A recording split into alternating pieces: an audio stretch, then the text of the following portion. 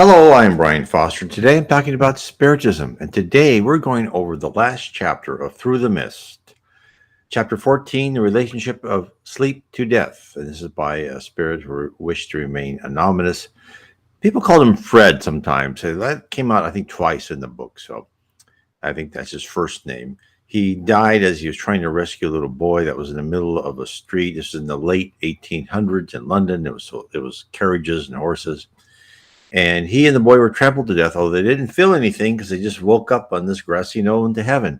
And this is really his first days in heaven, and he's been to uh, meetings where this wonderful person healed the sick, and now he's on earth, and he's seen how this one spirit who had passed over now came back because she was drawn by her sister who missed her so much, and now he's still on earth exploring what it's like on earth to see earth from the spirit point of view.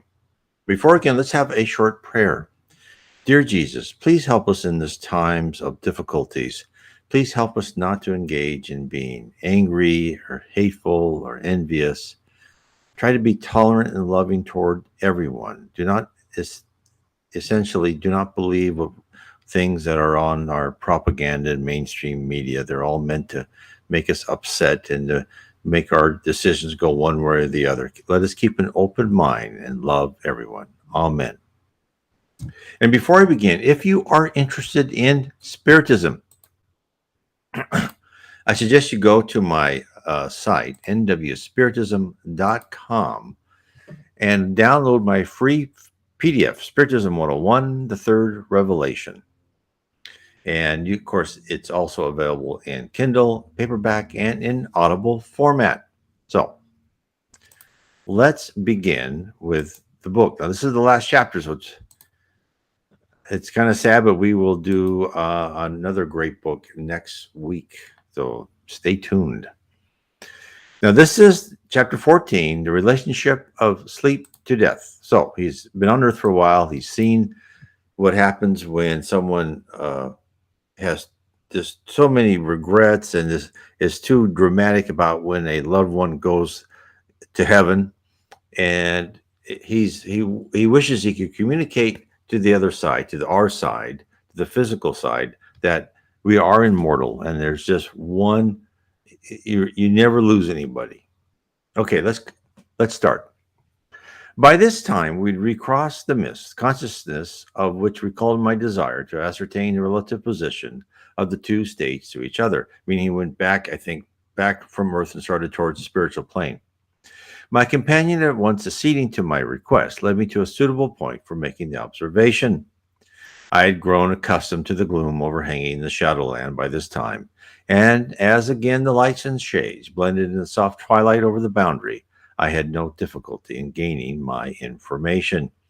And what he was referring to is when he first came from the spirit world down to earth, he said, "It's all dark, and I can't see anybody." And the high spirit that was talking to him, Kushna, said, "That's because you're looking at it from the other side.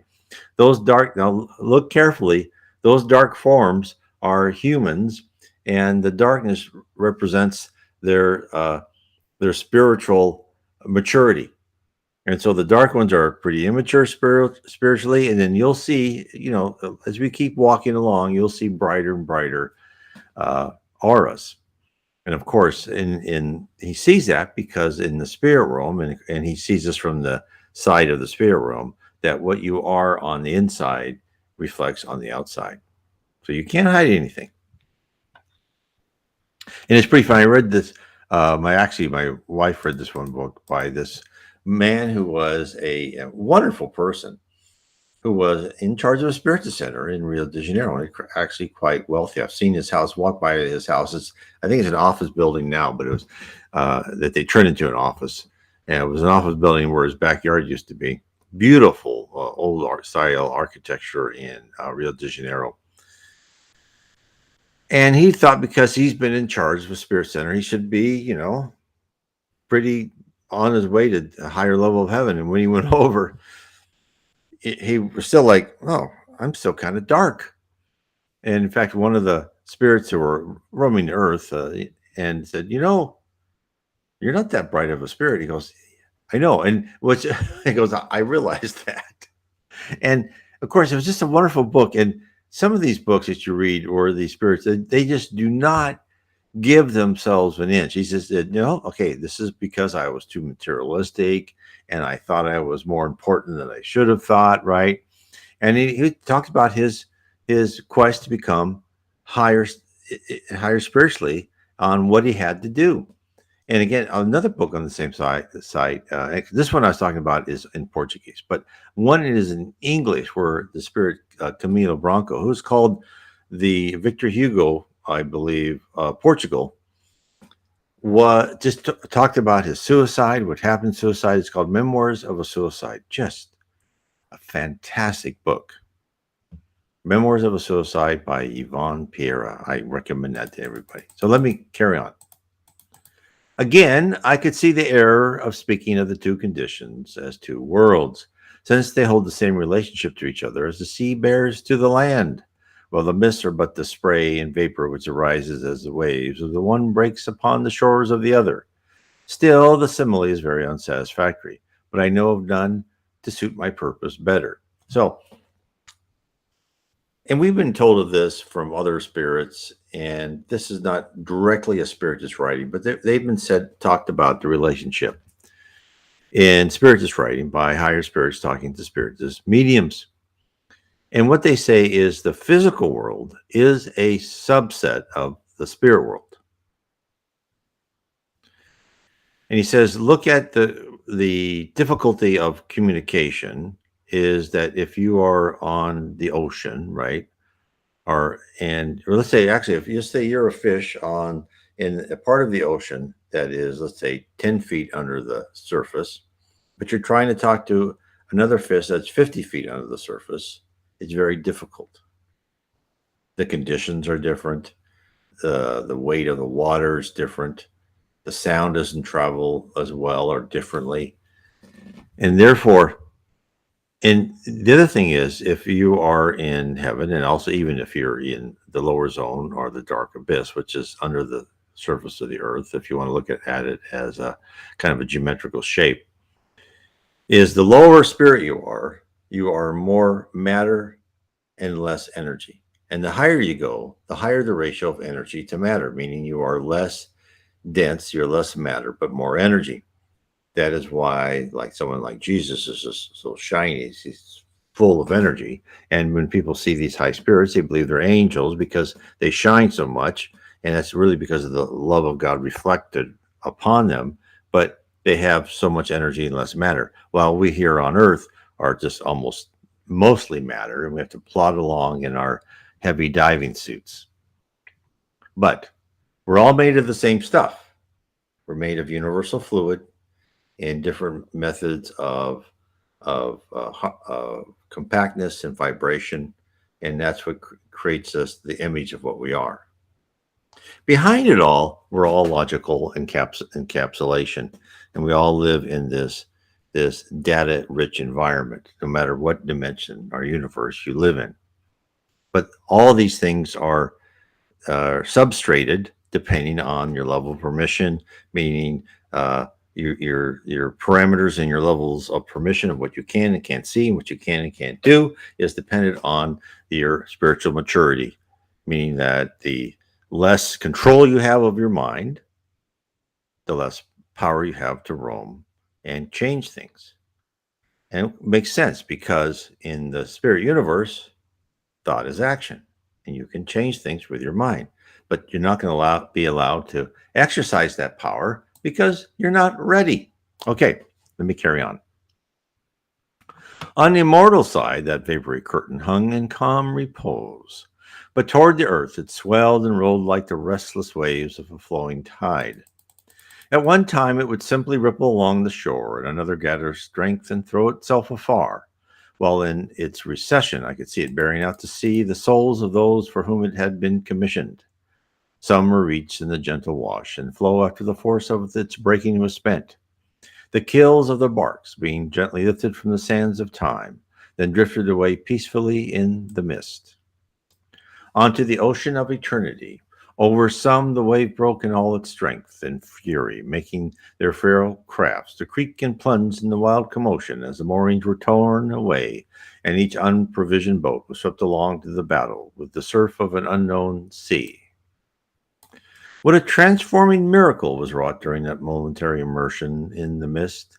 As its copious baptism fell upon each, it washed all the tawdry subterfuges of the flesh away, broke the chrysalis of the soul, letting the true man come forth, some to the resurrection of life, many, alas, to the resurrection of condemnation. And what he's saying then is he sees these people coming over, right? Because he's kind of at a point of view where he can see the process of people dying and coming in. And of course, everyone, it's amazing how varied that people's idea of this, of seeing people die, when people report that on their near death experiences. Some people see like just, like funnels of people coming up and just swooping up, like, it's like the other thing, I'm going through a light tunnel. And then one woman saw that she was in, like, all of a sudden she appeared in a waiting room. And she goes, "Oh, that's just strange." Like she's in some waiting room. And then she saw a bunch of like these four boys come in, all like half drunk and joking. And they even tried to talk to her and pick her up, right? She goes, "What?" Because she was like I think she was on an operating table. She knew, she was like, "I wonder if this is where I'm dead." And then this guy came in and very calm and nice and said, "Well, how are you doing?" He said, "Oh, I'm doing fine. Is this place where I think it is?" He goes, "Yeah, this is where people are put right after they died." And he goes, "Well, what about those four boys?" "Oh, they just died in a car accident. And they didn't even know it." They were just joking. And I think they were drunk, right, in a car accident. And they'll find out pretty soon. So, and then then this other woman came and talked to her. And she was like looking like about a middle-aged woman with red hair. And as she was talking to her, she could tell her skin started looking better, and her hair became brighter and more reflective. And she didn't know why that was, but what she was saying is, already, as soon as you come over the other side, and people do not realize this, they have to be trained for this, is already their thoughts. And this woman's thought was changing her looks. That's why you don't need to buy clothes there. You just think what you want to wear, and you're wearing it, and you don't need to take a shower because you just think yourself clean and you're clean. Those will all be taught. Okay. What a transforming miracle was wrought during that momentary immersion in the mist, as its copious baptism fell upon each. It washed all the tawdry subterfuge of the fuss away, broke the chrysalis of the soul, letting the true man come forth. Oh, I saw that. To the resurrection of commendation. Now I'll carry on. I saw the judgment then. I saw their men who had lavished wealth upon themselves and made great professions, that they might win esteem and rank and fame, as they lulled their clamorous consciousness into slumber by the hope that a magical process of chemistry would somehow be found, by which the world's esteem and approbation would transmit itself to the soul. But the mist dissolved that hope, and the trembling ego came forth naked, barren, and pauper-like. For only deeds of pure, unselfish love can be carried through that ordeal which all have to pass. And that's why spirits tell us all this, trappings of wealth and power and being billionaires in your yachts. It's all temporary, and it's actually beside the point. It's not, you're better off helping other people. There's nothing, and the spirit world always says there's nothing wrong with wealth. Don't let it own you, and use it to help people. But you can also, doesn't make a difference. You want to have some luxury yourself. That's fine. But to make it the be all and end all, and to have it affect your humility, and which is really hard, because the spirits books say, what's the toughest trial? And the answer was being rich.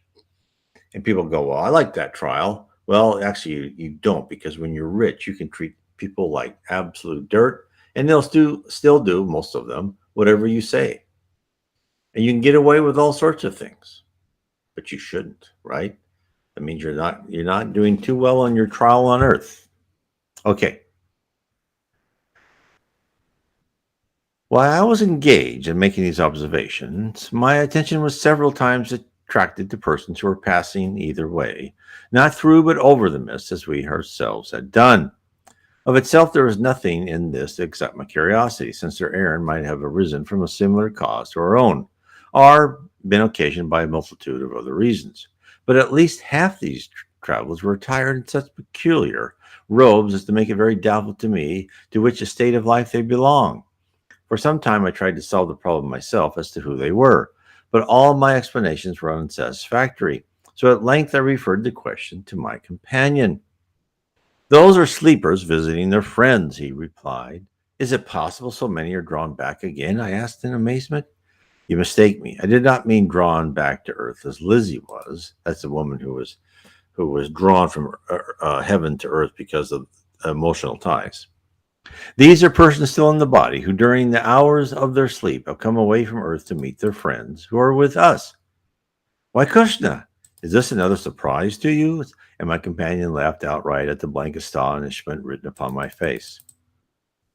Alas, my brother, Paul was more than right when he said, Eye has not seen, nor ear heard, neither has it entered into the heart of man to conceive the things which God has prepared for them that love him. That's very true. This is why Spiritism is revealing all this marvelous world that you have powers that are unimaginable. You have powers of your mind, and that's why you're on this world, is to control this mind. We can only give you a glimpse of some of the avenues of research, which will be successfully open for your study, until you become overwhelmed by the contemplation of the boundless provision made for our happiness by his infinite love. And then Fred said, well, let me clearly understand you, Krishna. You mean that before a person dies, when the body is taking its customary sleep between night and morning, the soul has the power to come away and to rejoin and hold communion with the friends who are dead? That is precisely what I wish you to understand. But I am perfectly prepared for your astonishment, he replied. But what I tell you is nevertheless a fact. This you would have comprehended more clearly had you been content to go home before starting on this tour of inquiry. Home, I answered, as another flood of inquiries and associations surged around me at the mention of that single word. For as he breathed it, it seemed laden with music, peace, and fulfillment of every desire that ever had disturbed me. But I crowded it back for the present, that I might learn something more of this new revelation. How should I have known it then? Because there you would have touched the point of recollection, and at that the whole experiences of your sleep life would have been restored to you. But it seems incredible, I replied. So let me stop there just for a second. So when you sleep, you travel the spirit world. But many spirits, if they've left heaven and they've been members of a team or they've had a task to do, will have come back and found out that they have been members of that team the whole time, and they've been helping them every time they went to sleep. And maybe they actually even completed the task. And all that will come back to you when you're ready. Not automatically, like as soon as you die. They let you reorient yourself. And then your memories, it'd be like you got a hit in the head and you lost the last 3 days. And then it gradually like, oh yeah, that's what I did. And this is what happens when you come back. You never lose any thought, no matter what injury happens to your brain or whatever, right? If you get guillotined, no, you're still fine. All your memories are retained because everything always goes back to your spirit. But that seems incredible, I replied. Well, and Krishna said, things are not always what they seem. Let us speak of this matter a little, and I think you'll soon see that the door of possibility is at least standing ajar, if not wide open. To begin with, man is created in the image of God, which of course is in a spiritual rather than a physical sense. For God is spirit. This offshoot of emanation from or begotten of God, which becomes man, then partakes of the characteristics of the source of its origin. He that keepeth Israel shall neither slumber nor sleep, and the mind is like its God, possesses the inherent quality of continuity of action or operation, on earth. The physical body is the organ through which the mind works, but being only capable of a limited amount of labor before weariness ensures a period of rest and recuperation becomes necessary. The spirit is still willing. It is the flesh that is weak. So night has been ordained to meet the requirements of the body. But there is no night in heaven simply because the spiritual part of man never wearies. Therefore, he has no need to rest in the sense in which the body demands it. Now, think of this. Think of what he is saying. You never weary. You're immortal. You don't get sick. You look like you want you appear as you want to appear, right? In your own internal goodness or whatever. How can that be? How can you do that if you are at what we consider any type of physical organism? Organisms need food. Organisms need rest. Now, you are still a bit of matter, so therefore you still need a little bit of energy if you're a lower spirit. The higher and higher you go, you just get it from the environment in the background. You absorb the energy from the light, or you drink water and you're fine. You never sleep. You never rest. Your mind is always active, and you don't feel bad about it. Not like if you lose sleep here, you start feeling strange. How can that be? It can only be if you are some form of energy. And if you're some form of energy, and yet you retain your character and your personality, it can only be if you are an encapsulated form of energy that can roam around in this huge energy field at will.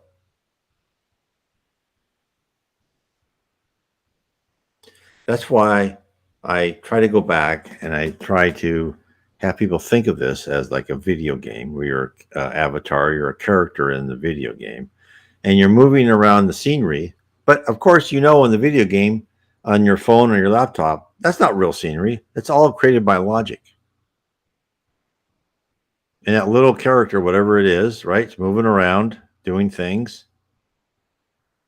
And to that character, it looks like, oh, I'm in a forest, I'm in a castle, I'm fighting somebody, right? I've got a sword in my hand. In actuality, there's nothing. It's all logic.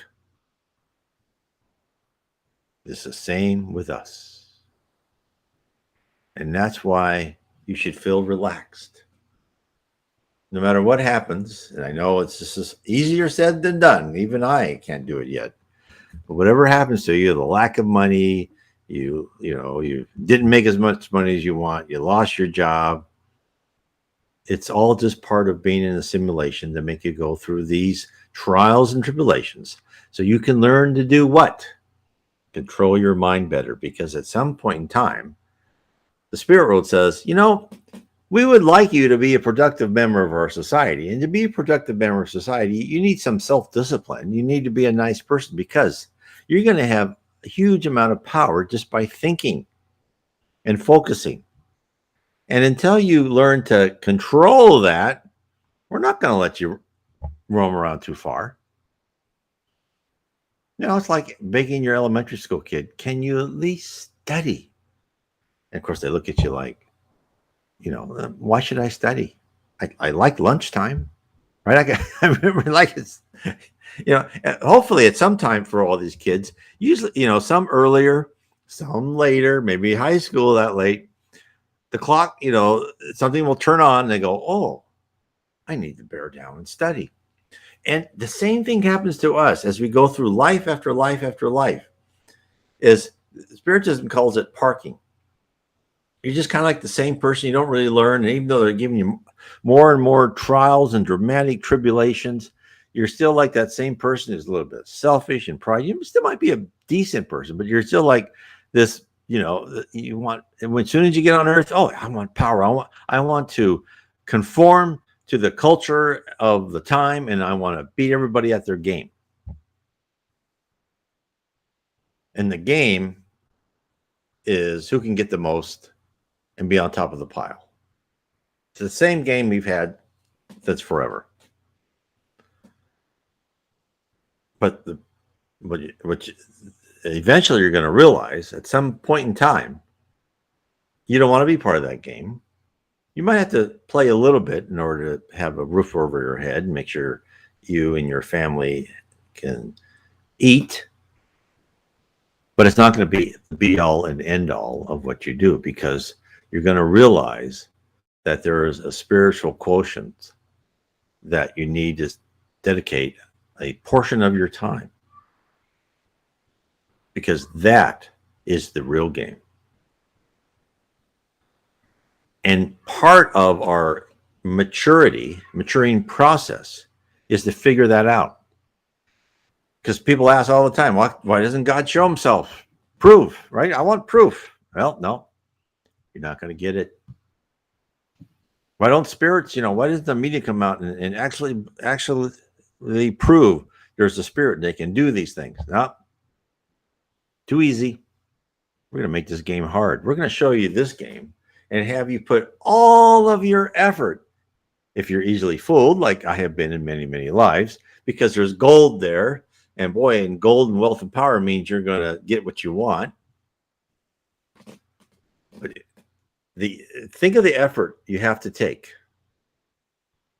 your eyes off of that, which is so alluring. There's so much in our culture that makes this just a wonderful thing to do. Get as much money as you can, right? To take your eye off of that and say, that's not important. And then look at something else and say, no, my own freedom, my own spiritual health and welfare is more important. That's the first step. If that's the only thing you do in this life, that's a heck of a step. And you'll retain your instincts and your built up conscience, your built up law library of what is right and wrong in your next life too. You're not going to lose that. And it's not like you reset the game. There's things that stay with you. Your instincts do. Your instinct will say, my instinct is I don't want to be with that game. I'm not going to take this job and hurt people. That's not me. You don't think of it as, last life I did this and I found out I didn't like to do it. No, you just feel like, I don't want to go in that rat race. That's not me. That's not what I want to do. And you take a different path. Okay. Where am I? Okay. I said, therefore, he has no need to rest in the sense in which the body demands it. Now, as sleep is the state of unconsciousness, impossible to attain immortal spirit, it is absolutely necessary that the latter shall be withdrawn in order that the body may secure the former, since there is no physical restriction in the spirit state. What is more natural than at such times a communion between kindred souls shall be resumed? What is the difference then between sleep and death? The answer, very little indeed, so far as leaving the body is concerned, but in the case of a sleeper, the provision is made for return by means of the lifeline, which is that perispirit. A bright electric hairline, very similar to those you saw recently, by which a kind of telephonic communication between soul and body is maintained. So long as this line remains unbroken, the soul has the power to return. Once snap it, and the sleep becomes death. And it actually talked about the perispirit in the Bible. And other people, when they have NDEs and other visions, they'll look back and some, not all, some of them don't see it because it's like behind them. And they'll see this long silvery cord. That's the perispirit. Part of that cord connected to your body from your spirit mind. Okay, we carry on. Very little indeed, as so far as leaving the body is concerned. But in the case of the sleeper, okay, I said that. So as long as his line, yes. How can each sleeper make sure of finding the desired friend? There is a provision for that, as for everything else, he replied.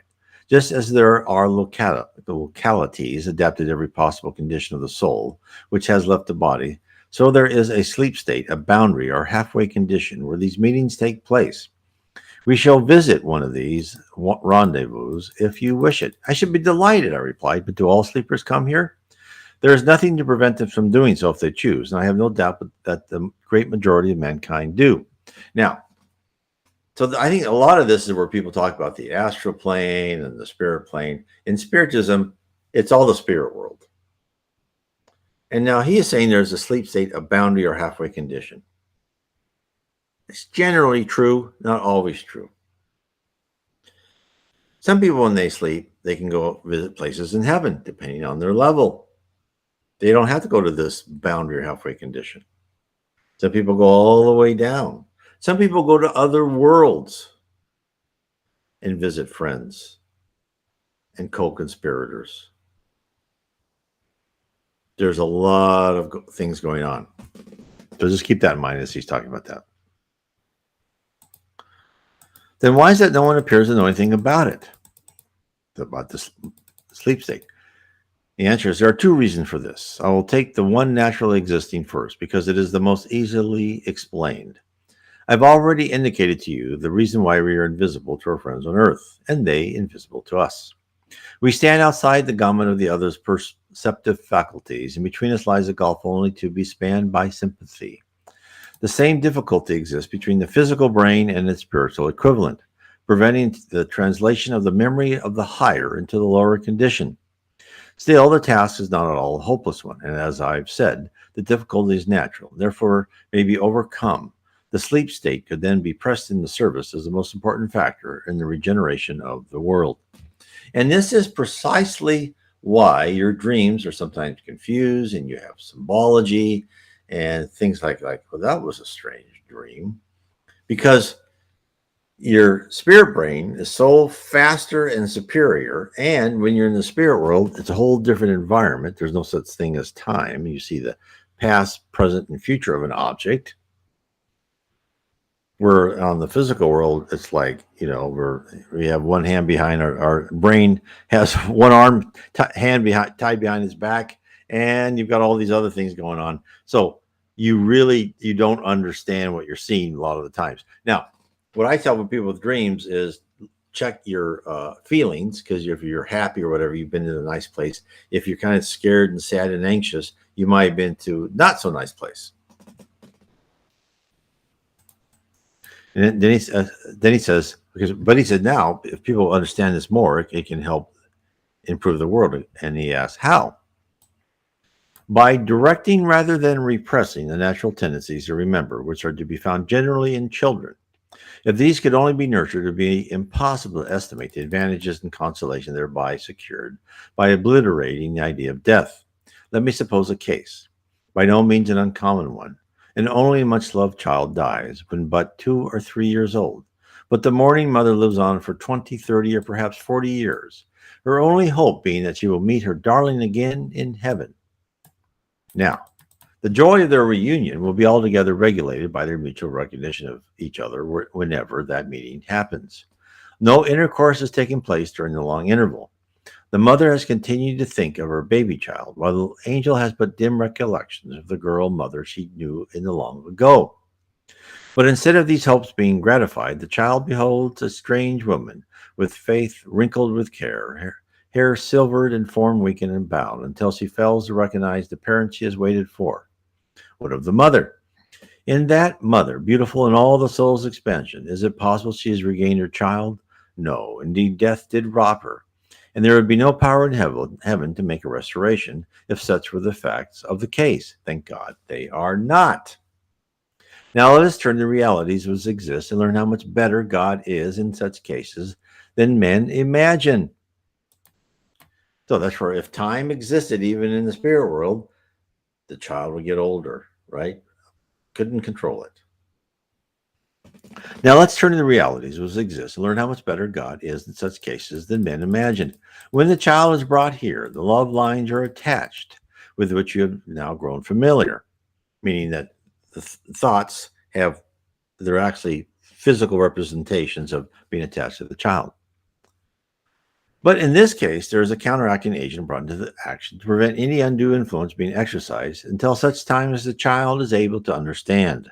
This is accomplished by the guardian angel of the little one, who now becomes her instructor, nurse, if you will, and whose part of whose duty consists in developing the love which at present maintains between her charge and its mother, for no severance of love is ever permitted to take place on our side.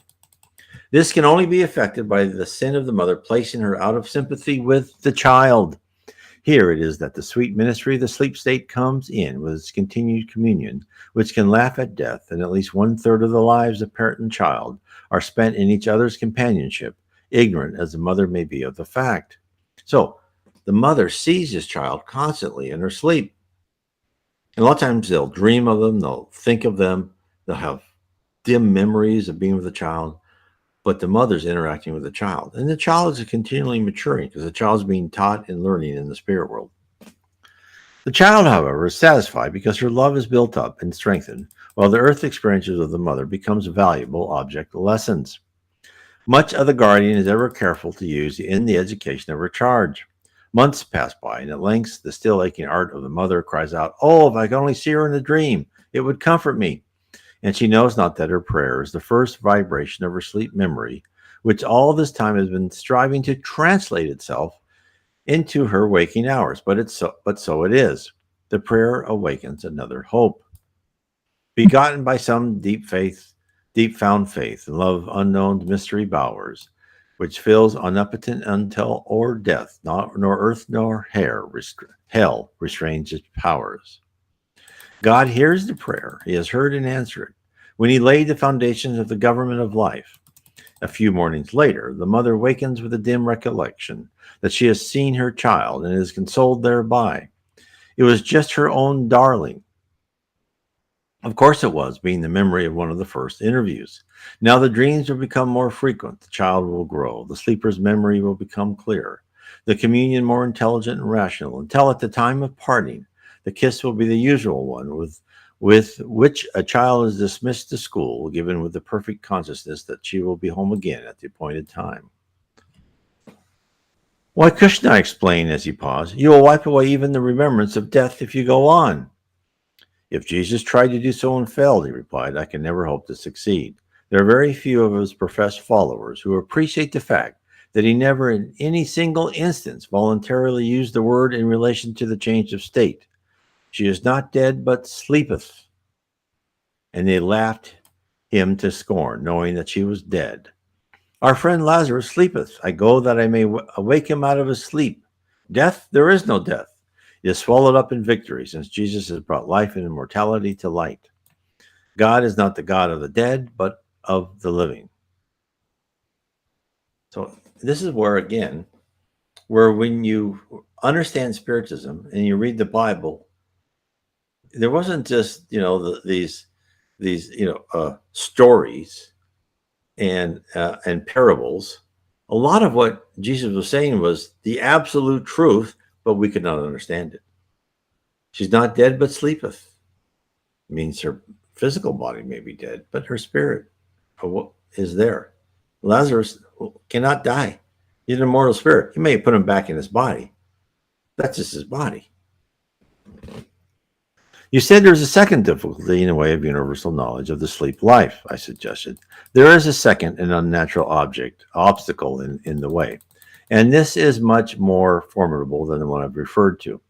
It is created and maintained by the church, which could not possibly exist upon its present basis if the sleep life were recognized. Therefore, the natural tendencies I have spoken of as existing in children have to be checked and crushed as wicked superstitions, which are the work of the devil. These seeds sown in the young grow up and produce a harvest of bigotry almost insurmountable in the man. This is due to the position which the church has gradually assumed, that it is finished all that God has promised, and therefore there's no further revelation to be made. This compels the preacher to drop the role of the prophet and assume the position of the priest or lawyer. There is no counsel of God to proclaim. He has only a written law to enforce. No need for him to be in advance of his flock, like leading an oriental shepherd. There are no new pastures now in which the sheep can be led. Instead, he must play the part, the English part, and follow the sheep, who are more under the influence of dogma than of the shepherd. The duty of the prophet is to stand upon the tower, watching for both the day star and the enemy. But when the full day of the creed has come, there is nothing more to expect. What need to occupy the tower any longer? Now, let me apply these illustrations. The modern preacher is fitted for his position by a course of college or universal education. In logic, classics, the theology of school, men in the creed he is to expound, such is the lawyer. Now, what he's saying is, again, what I've said over and over again with Spiritism, and again, of course, this goes against where people who are really, and God bless them all, completely absorbed by the state that everything that was said in the Old and New Testament was the Word of God, and there was nothing new there, and nothing can ever change it.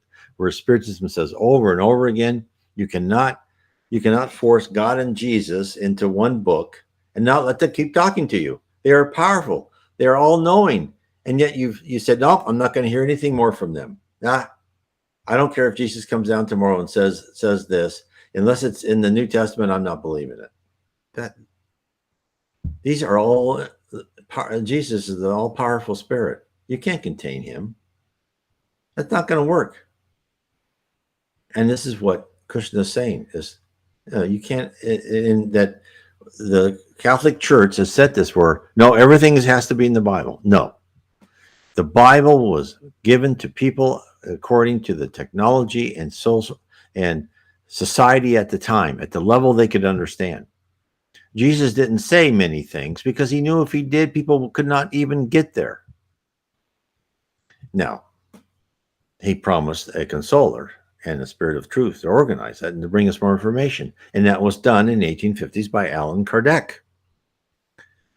Again, you should look at my book, Spiritism 101, The Third Revelation. That will tell you about Spiritism. But if you want to read the headwaters of Spiritism, read the book Codified by Allan Kardec. Type in Allan Kardec space PDF, and you'll find all his books on PDF.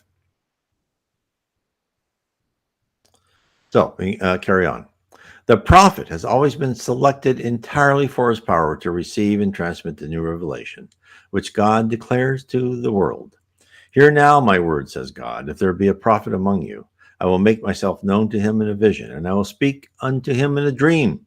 Here is God's provision for continual revelation, and the sleep state is the university from which it shall be promulgated.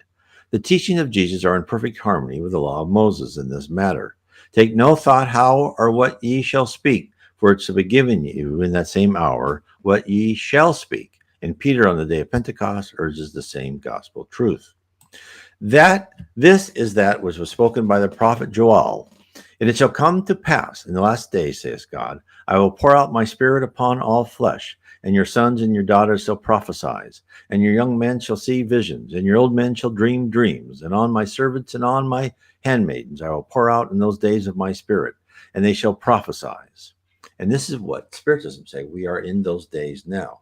We are in the end of a planet of atonement, where we have to pay for past wrongs, and we're in starting the beginning of a plan of regeneration, where there will be more good spirits on the earth than ignorant spirits, and there will be more equitable and justice and less war and hate and jealousy.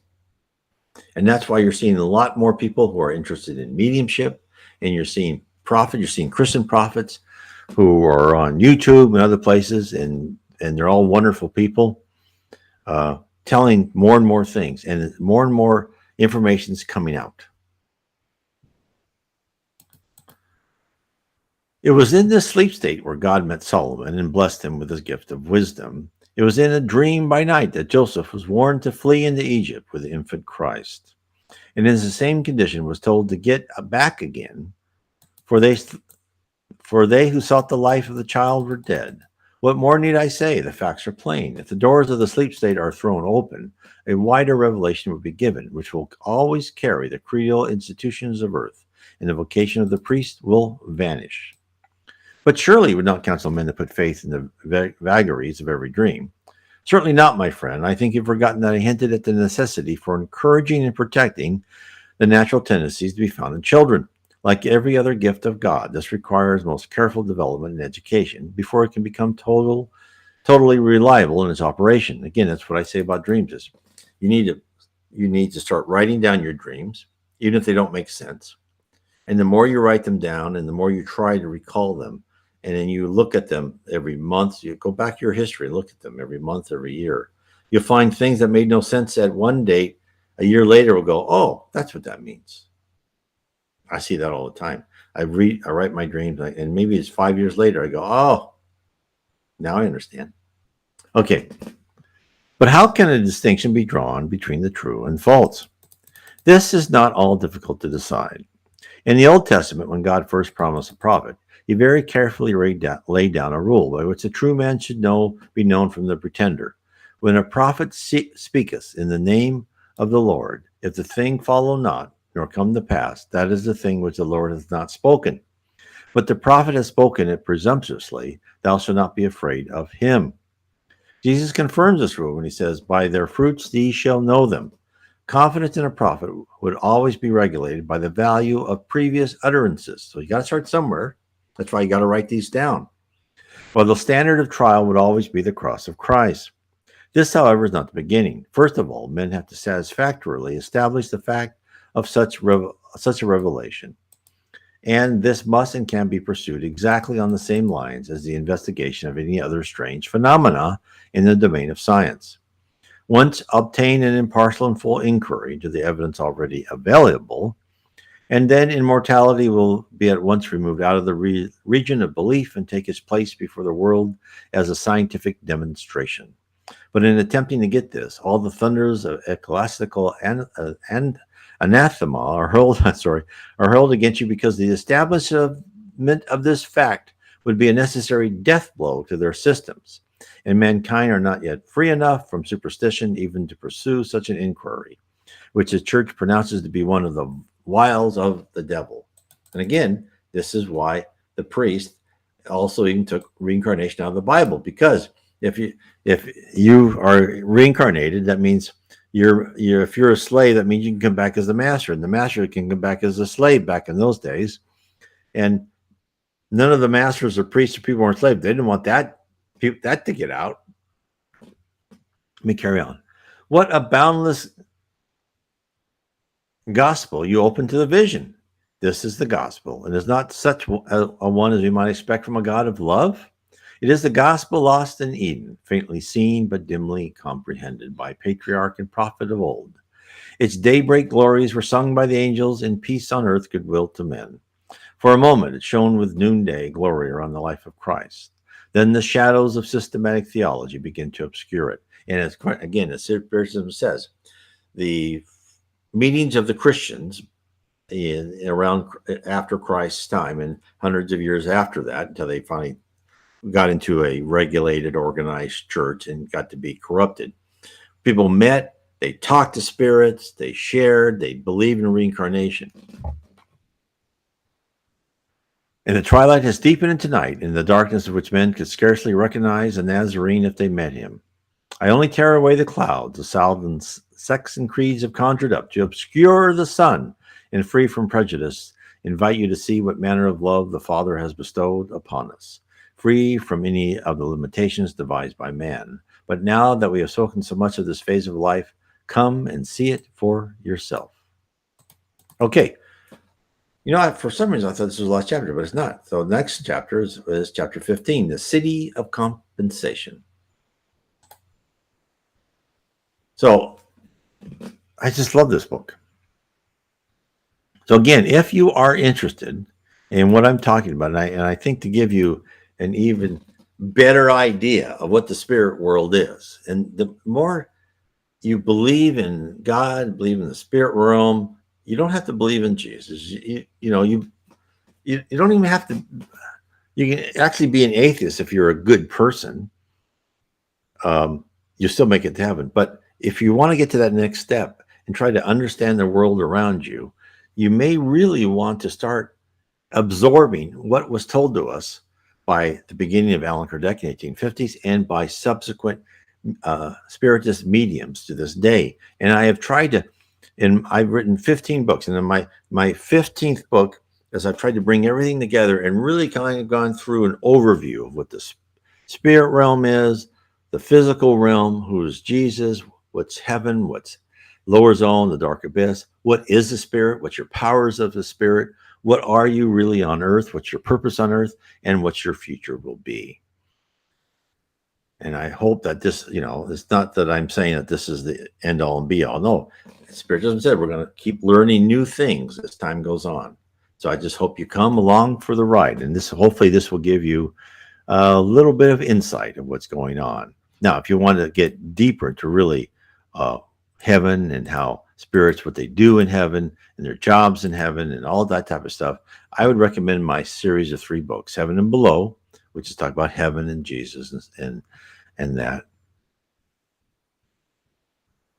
Oh, and then the next one, I'm sorry, that would be not that one.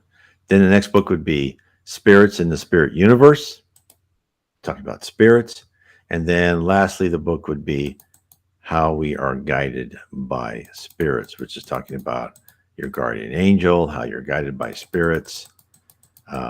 And where did it go here? I know it's here somewhere. There we go. Book 3, How We're Guided by Spirits.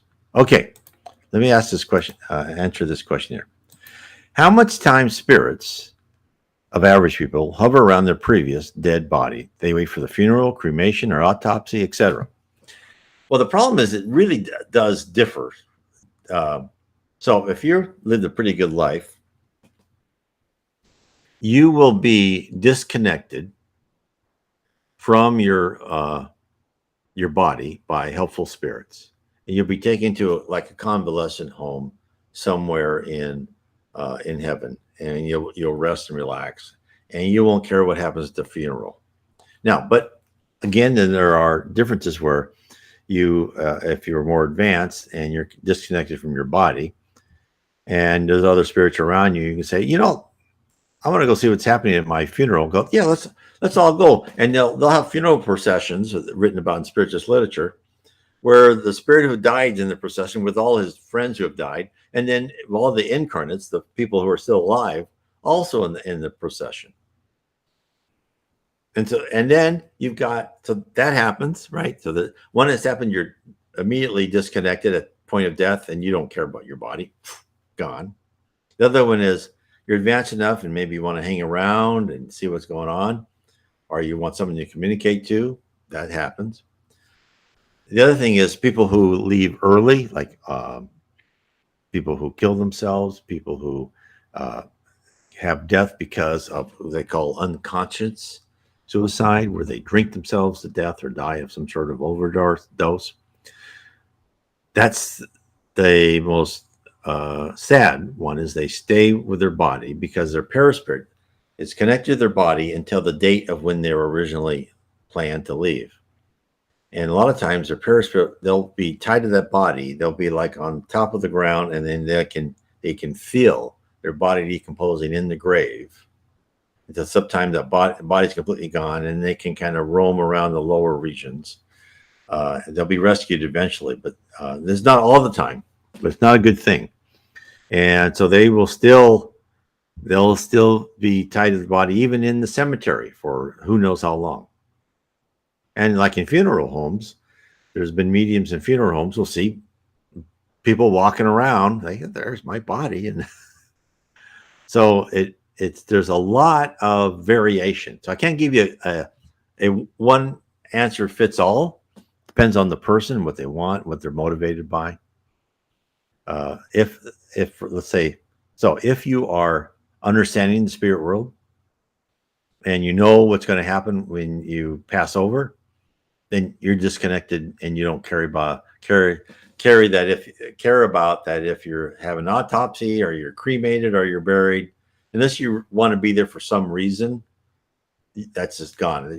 That's past history.